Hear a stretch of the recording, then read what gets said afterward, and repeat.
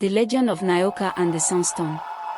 Long ago, before the rivers knew their names and the baobab trees grew wise with age, there was a land called Uzonga. This was a land of vast savannas, towering mountains, and deep, mysterious jungles. The people of Uzonga lived in harmony with the land, but they also knew of the legends, tales of powerful artifacts that held the balance of nature in check.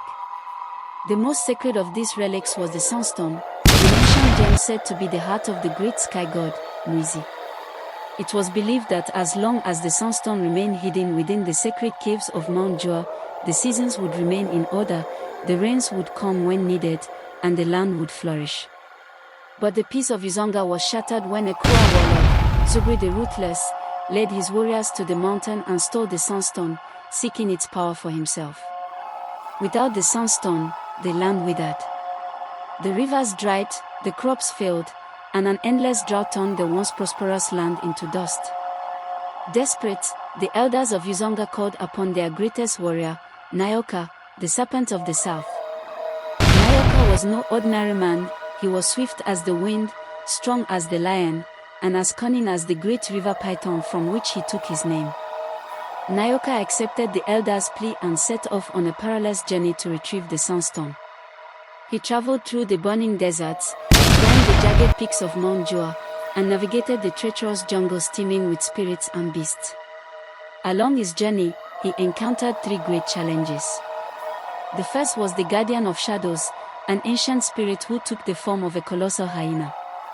It tested Nyoka's courage by trapping him in a maze of illusions. But Nyoka, using his keen senses, saw through the deception and found his way out, proving that true sight comes from within. The second challenge was the River of the Forgotten, a cursed waterway where the souls of lost warriors wandered. To cross, Nyoka had to answer the river's question, "What is the weight of a promise?" Remembering his oath to the elders, Nyoka answered, "It is heavier than the mountains but lighter than a feather in the hands of the just." The river, satisfied, parted for him. Finally, he reached Zubri's stronghold, where the tyrant, wielding the stolen Sunstone, had become more powerful than ever. A battle of titans ensued. Nyoka, with his unmatched skill, fought fiercely against Zubri's dark magic. The sky thundered, the earth shook, and the spirits of the ancestors watched from the heavens.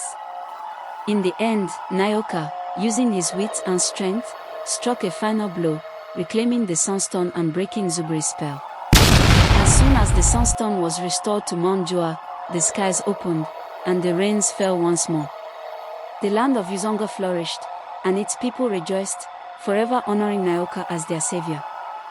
Legends of his bravery were passed down through generations, sung in the fires of the great storytellers, ensuring that the tale of the serpent of the south would never be forgotten.